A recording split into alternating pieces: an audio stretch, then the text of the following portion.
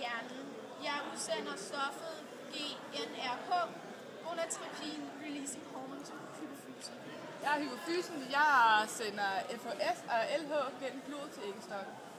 Og jeg er så FSH, det står for follikelstimulerende hormon, og jeg går via blodet transportsystem ned til æggestokken.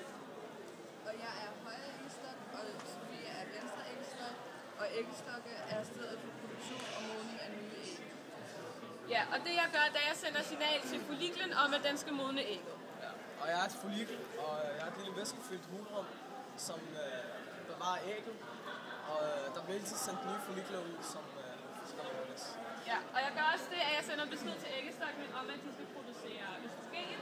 Men hvis der er nok østrogen, så bliver jeg sendt tilbage til hypofysen, der så stopper produktionen af mig.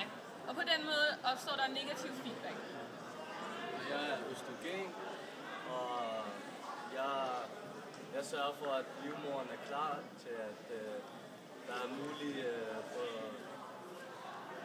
for befrugtning.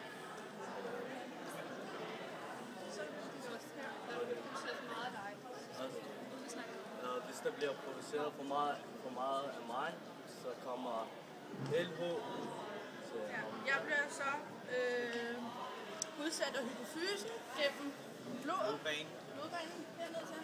Og så siger jeg så til folliklen, eller sender signaler til folliklen om, at jeg skulle frigive ægget. Ja, og det bliver så gjort. og jeg er ægget. Og jeg går igennem æggelederen. Ja, jeg er æggeleder. Og jeg leder ægget videre ned til livmoderen. Og der så kommer videre ned i skiven. Og efter folliklen er bristet, så bliver det til en gul lemme, som sætter gang i en produktion af østrogen og progesteron, som sender signaler til slimhinden om at danne slim, så ægget kan sætte sig fast og stege slim i.